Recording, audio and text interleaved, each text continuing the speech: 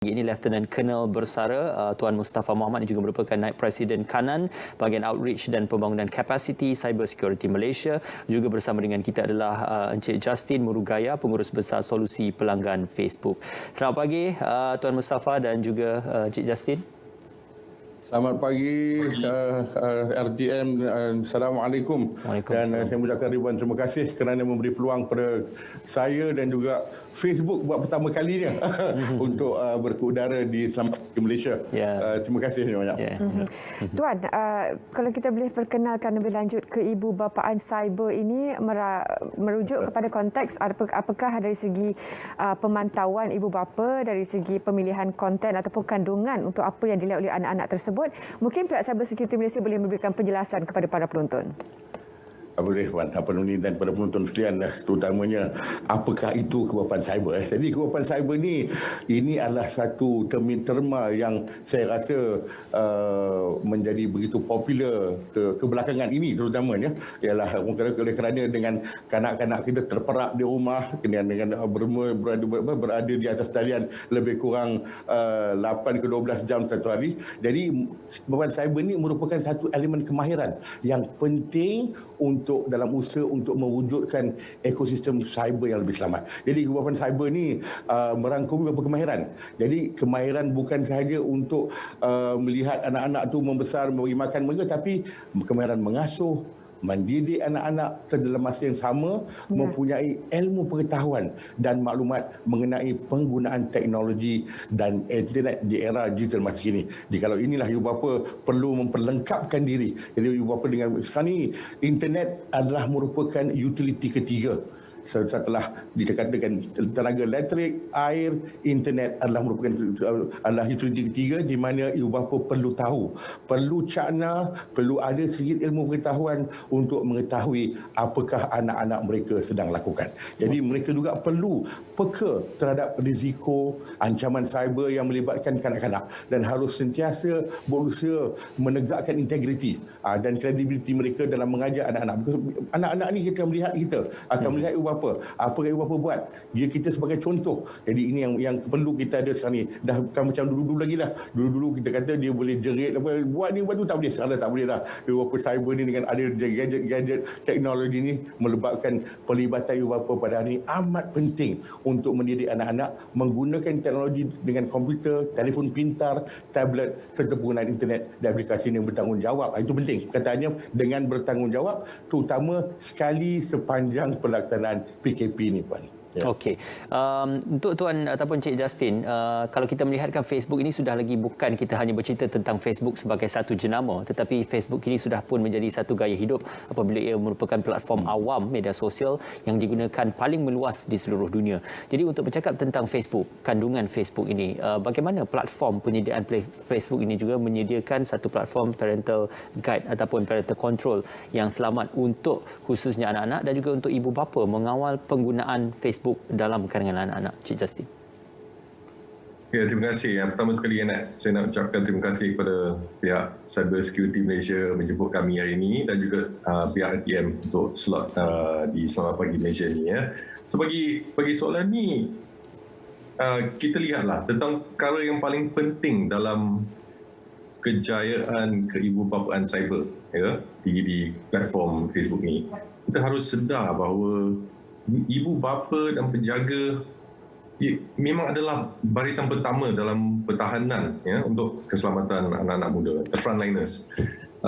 Menurut yang kita tahu menurut MCMC, walaupun terdapat peningkatan sebanyak 155% dalam jumlah penggunaan internet dalam kalangan kanak-kanak, tetapi kesedaran ibu bapa mengenai kawalan ibu bapa dah berkurang.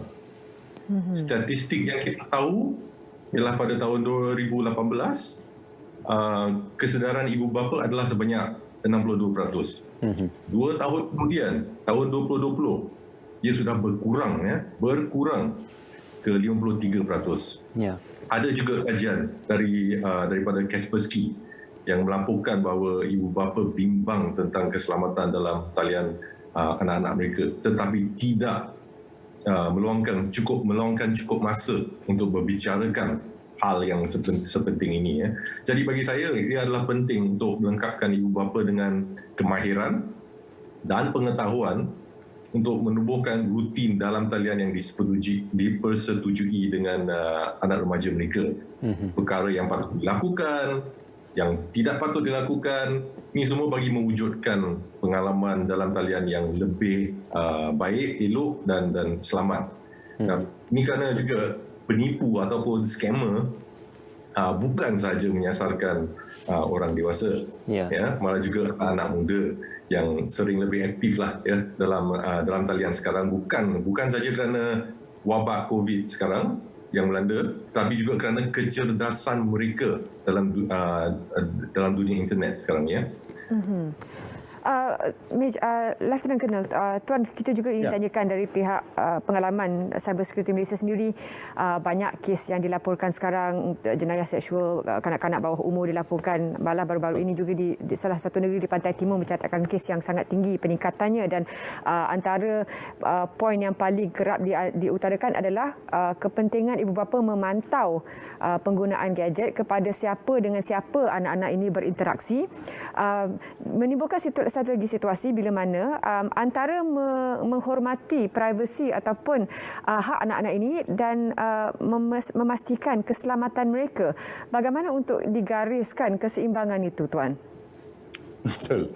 Ini soalan yang begitu baik sekali lagi. Dilema ibu bapa, bagaimana mereka untuk menangani masalah ni. Adakah anak-anak kita nak jadi kawan kita, nak jadi friend kita on the Facebook? Kebanyakan pelajar-pelajar dan juga pelajar yang saya telah jumpa, kadang-kadang mereka ada 2-3 akaun. Cik Justin, kadang-kadang ni ada 2-3 akaun. Dia kata satu untuk saya dengan kawan-kawan saya, dan satu dengan ibu bapa saya. Jadi bermakna mereka mempunyai 2-3 akaun dan apa ni, dan ini ibu bapa kita tahu, ini kita kena ambil cakna ni. Jadi dengan selain perkataan, ibu bapa ni memang satu keadaan pada waktu sekarang ni memang amat susah.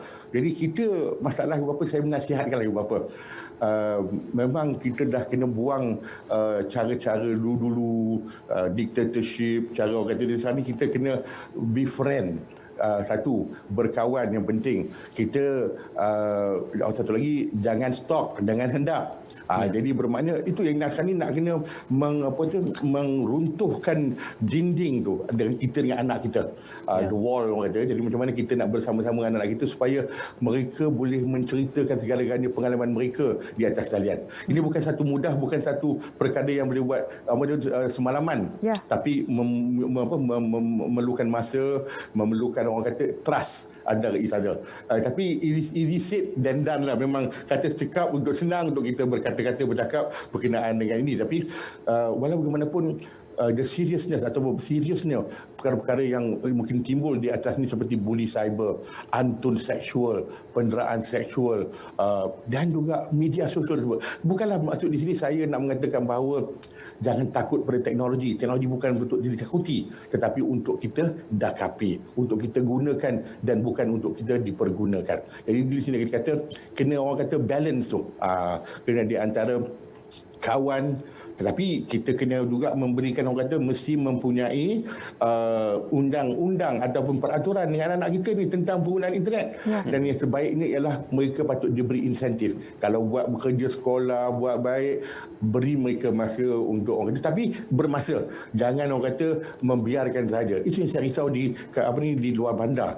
Kalau takutnya tentang pengetahuan. Bukan katakan orang luar bandar tidak, tapi kadang-kadang mereka mengatakan ada setengah-setengah insiden yang mengatakan, saya bertanya, anak-anak tu duduk kat dalam bilik, bawa komputer, dia belajar lah tu, dia buat kerja lah tu. Tetapi kita kena sentiasa, bukan nak rasa curiga lah, curiga bukanlah perkataan yang baik, tetapi mesti berwaspada, mengetahui apa yang anak kita layari, sebab internet tersebut tanpa kesekatan, tanpa ada sebarang filtering, mereka pergi kepada dunia yang kita tak tahu. Jadi inilah yang perlu kita ada, yang perlu kita cakna je lah. Ya. Terima kasih Tuan Mustafa. Untuk Encik Justin juga, kalau boleh kita gambarkan sebenarnya tidak adil untuk kita terus-terusan menyalah media sosial ataupun platform media sosial ini kerana ada juga manfaat dan juga kebaikan yang dibawa. Malah kadang-kala manfaat itu lebih besar berbanding keburukannya bergantung kepada cara penggunaan. Cumanya apabila kita bercakap tentang pembelajaran tanpa sempadan ini, kita bukan lagi pembelajaran secara tertutup yang kita amalkan dahulu. Sekarang ini kita boleh belajar apa jua perkara di internet dan juga di laman sosial. Jadi bagaimana untuk penyedia-penyedia platform mengambil peluang ini untuk mempromosikan kandungan-kandungan pendidikan berkualiti ataupun kandungan-kandungan yang bukan saja boleh menjana keuntungan tetapi boleh memberikan impak dan juga manfaat kepada komuniti masyarakat dan juga komuniti pendidikan sendiri. Cik Justin. Terima kasih atas soalan tu. So memang kandungan konten di internet memang kaya sangat. Kita boleh belajar pelbagai topik kan. Tapi diberi peluang knowledge macam tu, literasi digital memang kunci. Bukan saja kata buat ibu bapa atau remaja, golongan lain semua. Literasi digital ialah kata kuncinya ya. Now, kalau kita fokus kepada ibu bapa, kecyberan, sebagai ibu bapa atau penjaga, kita perlu semualah terus berdaya saing untuk memastikan kita terdidik, lebih sedia maklum ya. Di Facebook, kami mempunyai sumber panduan ataupun petua dan program yang direka khas dengan maklumat tentang keselamatan remaja dalam talian. Ini termasuklah ya pusat keselamatan Facebook, pusat pencegahan buli, portal community Instagram, dan juga pusat keselamatan Instagram kami yang meliputi bahagian khusus mengenai pembulian dan talian ya. Satu lagi langkah yang Facebook Malaysia telah ambil ialah memperkenalkan panduan ibu bapa kepada Instagram, seperti yang Kedai Mustafa kata sentuh tadi kan. Panduan ibu bapa kepada Instagram di Malaysia ini adalah dengan kerjasama dengan MIASA Malaysia ya, badan NGO. Ia adalah untuk memberikan pemahaman lebih perinci kepada ibu bapa mengenai fungsi-fungsi atau ciri-ciri yang sedia ada bagi menjaga keselamatan remaja dan memastikan mereka mendapat pengalaman positif. Semua ini untuk pengalaman positif ya di ruang media sosial. Saya juga nak sentuh sedikit tentang topik scam ya terhadap anak muda yang kita nowadays kita dengarlah. Di Malaysia, jenis penipuan kewangan yang paling lazim adalah penyamaran bank, pinjaman tidak wujud, pelaburan haram, skam e-dagang dan sebagainya. Anak-anak muda boleh jadi sasaran bagi penipuan e-dagang. Contoh bagaimana skam ini boleh berlaku adalah apabila scammer memperoleh maklumat peribadi termasuk butiran kad kredit ibu bapa ya, melalui perkongsian peranti dan menggunakannya untuk aktiviti penipuan. Jadi kami di Facebook Malaysia dan pihak CCID dari PDRM dengan kerjasama pelbagai agensi kerajaan, industri dan persatuan pengguna termasuk Cyber Security Malaysia bergabung dalam satu usaha bersama untuk memerangi penipuan di serata peringkat umur di bawah kempen Tak Nak Scam ya, untuk mendidik orang ramai tentang cara untuk mengenal pasti, menyimak dan melaporkan taktik-taktik penipuan yang digunakan oleh scammer. Kempen ini menyeru masyarakat untuk mengingati 3 langkah mudah: spot, check, report, ataupun lihat, semak dan lapor agar dapat kekal berwaspada dalam dunia internet sekarang. Baik. Tuan, kalau diambil apa yang telah dikatakan oleh Encik Justin sebentar tadi, ada guidebook dan perlu juga untuk ibu bapa menjadi kawan kepada anak-anak mereka. Dari apakah boleh dilakukan kekangan ataupun limitkan, menghadkan penggunaan screen time atau penggunaan gadget ini. Banyak sebenarnya dijadikan sebagai hukuman. Ia hanya gadget itu akan diambil hanya sebagai punishment ataupun hukuman sekiranya mereka melakukan sesuatu yang salah. Bukan sebagai untuk memastikan kesejahteraan visual, kesejahteraan mental mereka berehat seketika daripada menggunakan gadget. Bagaimana kita ubah situasi ini supaya menghadkan penggunaan gadget itu bukan satu hukuman tapi untuk keseimbangan hidup? Oh, soalan susah tu pun. Bukan apa, saya ada 5 orang anak. Alhamdulillah 3 orang dah lepas dah. Dah okey lah, dia dah bekerja. Tinggal 2 orang anak kat rumah tu. Allah hai. Jadi masa yang dia dengan PDPR satu. Kemudian dia kata, "Mengapa kemudian tengok bila masuk bilik main game. Bila orang bisa belajar ni? Boring ayah, boring." Jadi inilah orang kata kadang itu dilema mak bapak. Semua kata itulah. Jadi bagi saya nak bawa kepada anak-anak kita alam realiti bahawa kadang-kadang saya dalam buku panduan ni arah siasatan cyber yang kita buat ni, kita patut ada 20 minit on semasa melihat skrin, 20 saat berehat dan 20 saat lihat ke tempat lain. Jadi bukan apa, inilah penting sebab memang mata kita ni akan jadi orang kata ada satu sindrom yang bila terlalu lama lihat skrin. Jadi ini penting dari kesihatan. Jadi kita kena memupuk pada anak-anak kita lah orang kata supaya sedar bahawa memang satu perkara yang susah yang kata untuk buat hukuman ni. Kalau buat tak, dia nak suruh kata jangan main game dengan tumpukan pelajaran, tapi itulah pelajaran tu ni mungkin saya bagi daripada KPM lah tentang kandungan, tentang penting untuk mereka menjadikan mereka boleh seronok berada dalam talian. Kita lihat bagaimana kanak-kanak boleh spend terlalu banyak masa sampai 10-12 jam atas game. Mesti ada sesuatu yang orang kata menarik di situ yang boleh mereka ni. Jadi saya rasa begitu jugalah di pihak kita, di pihak Kementerian Pendidikan, di mana-mana pun yang bertanggungjawab berkandungan, kena membuatkan perkara itu menarik supaya dapat menarik perhatian mereka. Ya. Sebab dia kata kalau concentrate kepada pelajaran dia kata boringnya, nak tengok benda lain lah, nak buat game lah. Jadi sekarang ni kita sesuai. Yang penting dalam pendidikan kita, bukan sahaja KPM, semualah orang yang buat kandungan, tentukan bahawa kandungan itu menarik dan juga ke arah gamification. Jadi ini yang penting pada waktu ini. Jadi saya dah siap bahawa ini tanggungjawab kita. Itu yang saya seronok semalam saya dengar satu, dia kata janganlah kita asyik nak memikirkan bila buka sekolah, bila tutup sekolah. Yang penting ialah bagaimana kita nak mengajar kanak-kanak itu, nak menarik perhatian mereka supaya memberikan perhatian kepada subjek-subjek pelajaran. Ini sebab dalam PDPR ni, ini satu memang challenge atau satu baru bagi kita, tapi kita mesti sama-sama untuk membangunkan kandungan yang menarik untuk menarik perhatian anak-anak kita. Okey. Apabila Tuan Mustafa cakap tentang kandungan yang menarik, terus saja kepada Encik Justin untuk kita menyimpulkan sudah pastinya dunia digital ini tidak lagi berada dalam fasa dunia konvensional, yang mana bidang kerjaya pun sudah berubah. Kalau kita melihat permainan game di internet juga sudah pun menjadi satu bidang kerjaya yang menjadi tumpuan untuk anak-anak muda juga. Jadi untuk kita melihat perkara yang dahulunya kita pandang negatif, untuk kita menterjemahkannya menjadi satu perkara yang positif pada dunia digital pada masa kini, apa yang Encik Justin boleh gambarkan supaya kita melihat banyak ruang dan juga peluang yang ditawarkan oleh dunia digital. Yang penting adalah kesanggupan dan juga komitmen ibu bapa dan juga anak-anak untuk berada dalam kita kata fasa dunia digital yang serba mencabar ini. Cik Justin. Terima kasih. Soalan yang agak luas, tapi kalau kita fokus untuk memastikan keselamatan belia, kerana time sekarang, masa mereka menghabiskan masa online sekarang lebih luas. So selain daripada sumber-sumber baru dan petua dan taktik yang telah saya katakan tadi, kami juga mempunyai beberapa langkah untuk melindungi anak muda dalam talian, terutamanya dalam aplikasi-aplikasi Facebook, Facebook, Instagram, WhatsApp.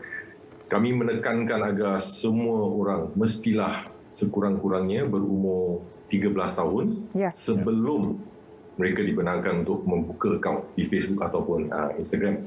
Selain itu, kami terhadkan siapa yang dapat melihat atau mencari maklumat khusus yang telah dikongsi oleh pengguna remaja.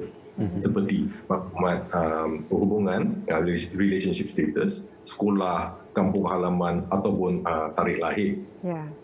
Juga ya, kategori pengiklanan bagi para remaja juga adalah lebih terhad berbanding mereka yang berumur melebihi 18 tahun. So itu pun lagi satu langkah yang kita ambil untuk memastikan keselamatan.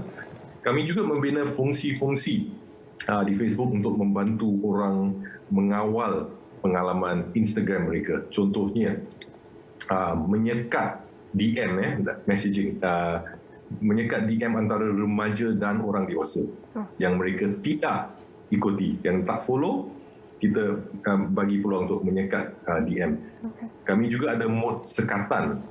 Setelah mod sekatan ini diaktifkan, komen daripada orang yang anda telah sekat hanya akan dapat dilihat oleh orang itu. Ya. Ciri ini dibina khas khusus kerana maklum balas daripada orang muda mengatakan mereka mahukan lebih banyak kawalan terhadap apa yang berlaku apabila mereka dibuli atau diganggu.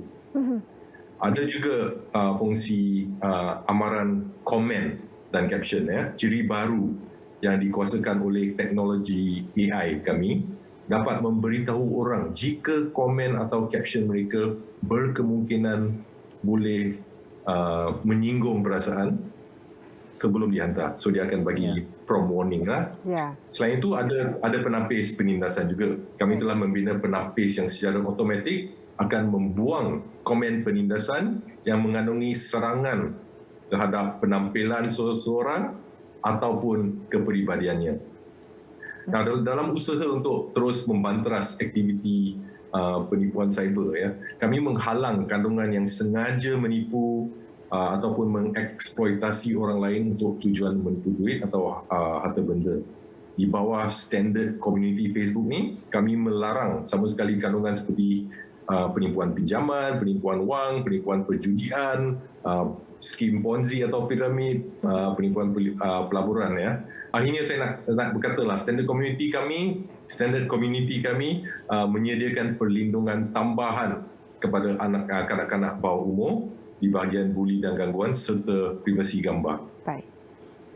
Okey, satu pandangan yang konklusif. Terima kasih kepada Encik Justin, terima kasih kepada Tuan Mustafa kerana bersama dengan kami. Sudah pastinya keselamatan cyber itu juga bukan hanya tanggungjawab platform penyedia tetapi juga tanggungjawab kepada ibu bapa untuk mengawal anak-anak yang masih lagi belajar dan juga masih lagi baru dalam dunia cyber ini. Terima kasih diucapkan kepada kedua-duanya. Kita nak berehat seketika. Sama. Dan kembali selepas ini lebih kesedaran tentang kepentingan vaksin. Teruskan bersama kami dalam Selamat Pagi Malaysia.